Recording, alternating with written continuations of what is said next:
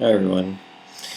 So, over the last 2 weeks or so, I've been on two different trips, both of them for graduation, family members. And so I spent some time in the city of Gainesville, in Florida, and Tallahassee. And I would like to share my personal observations, things I've learned during these trips. So, both these places were much more small town like than, um, than Miami, than like let's say, a big city.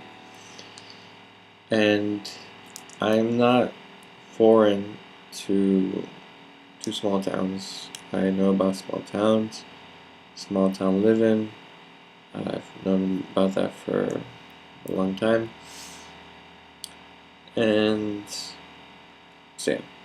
So what was interesting this time was, now looking at it from the perspective of all my experience that I've had. And over the last years, I've learned much more about reality and paid more attention to things that I didn't pay attention to before.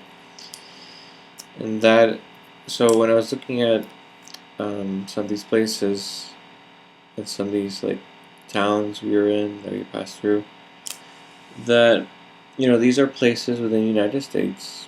These are places that are equally, U.S., equally part of the state of Florida, but they're much different. And I think back into the election, presidential election with Donald Trump and Hillary Clinton, and I noticed how the state of Florida, my state, had the major cities voted Democrat and the more countryside voted Republican.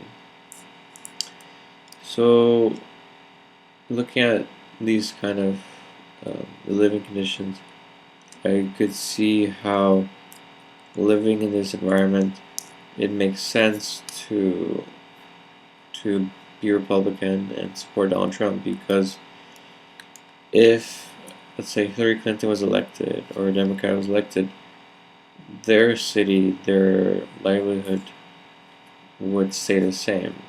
And in general, when you're in the countryside, there's less. Basically, everything is farther away from each other.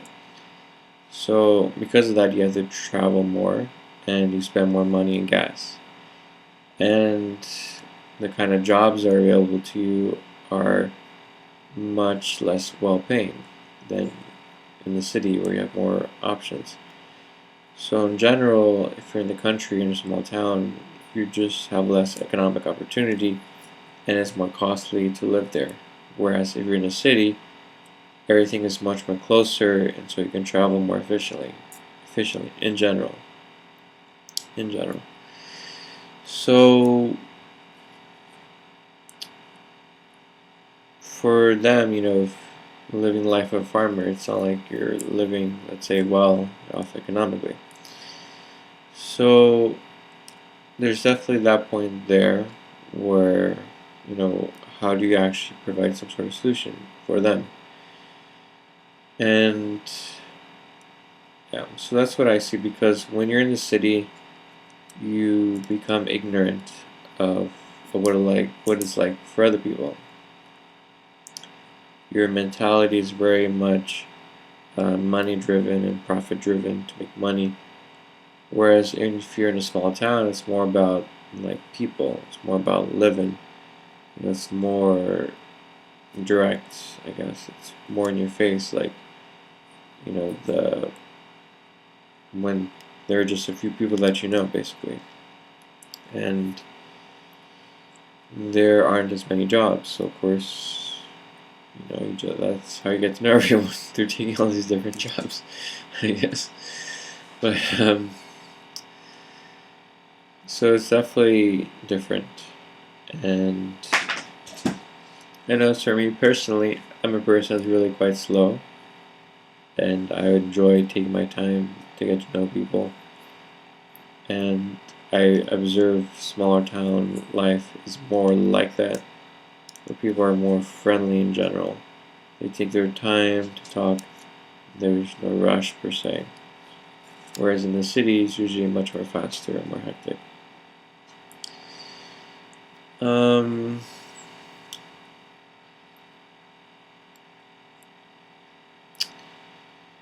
So there's also a lot of churches in the countryside, like a lot of churches, mostly Christian churches. So that seems to be the bulk of life. You have your job, and you go to church. And I know that from my past studies that people who tend to be more poor tend to be more religious, meaning that religion seems to serve some kind of purpose, especially for people who have less money. And that's what I see here, whereas in this city, there's more money around, and I guess people are less religious. Like, if you look at New York, for example, I guess it's very, let's say, liberal, not so religious. And that idea of religion is something that's, in the countryside, is something that's very traditional. Like, it's always been like that. That's never changed. Only in the turn of the 20th century did big cities, like major cities, start showing up, and that was with the Industrial Revolution, where everyone was now moving from the countryside into the cities, and so then cities became heavily populated. But for a long time, most of the time, most people were farmers, and they went to church on Sunday, and that was their life, and that was normal. So that's what it means to be traditional, because that's been like the norm for the last 100 years, 200 years, 300 years for a place, for the United States. So yeah.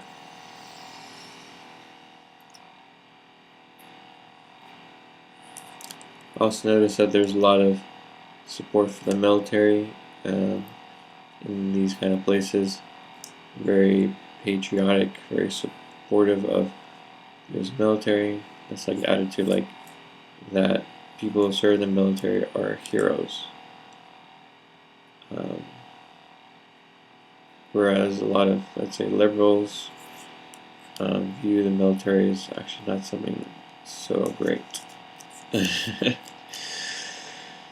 So, yeah. Kind of interesting, the countryside. I mean, one thing, there's a lot of land. A lot of land.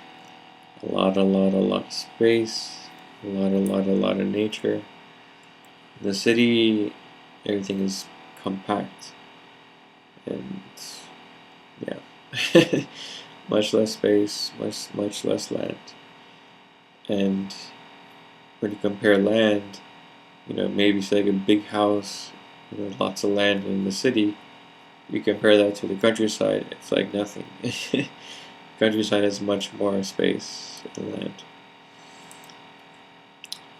I also made some observations of how, the food comes from the countryside. All the food that the people in the cities eat do not come from the cities, they come from the countryside.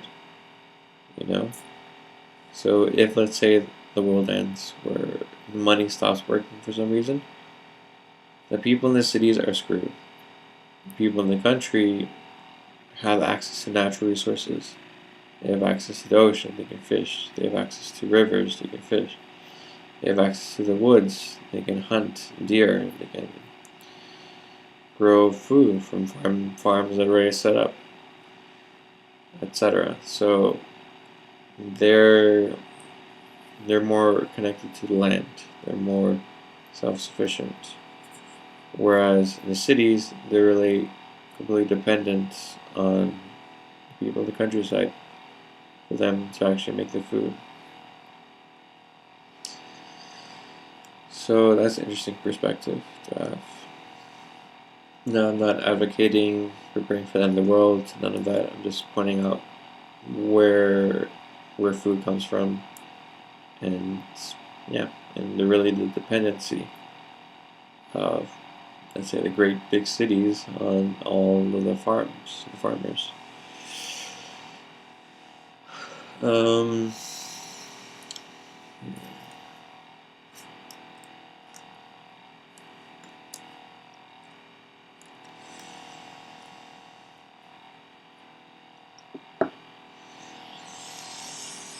Anything else? I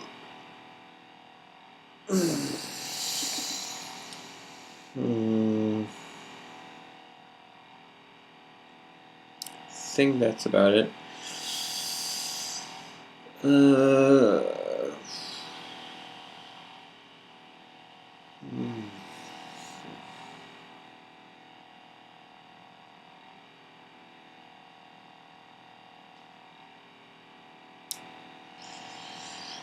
Yeah.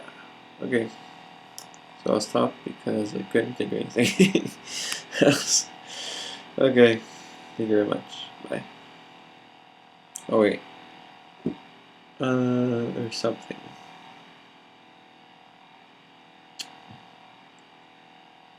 Oh yeah. So also I made these observations of myself that over the years, like looking at who I was during this trip, that I've matured a lot over the years. That now I realize that I would actually make a very good father, a very good parent. Someone who does what needs to be done for what's best for all, and just does it, does what's practical. So I made the observation of myself. That was cool. So that's gonna help me with working daycares now. That's essentially what you are. You're being a father. You're taking responsibility for a child in who you are, your presence, and being practical and responsible, and showing them the way. The way to the world, the keys to the world, the keys to your own self-understanding, self-intimacy, self-movement, self-creation. So yeah. Okay. So thank you very much.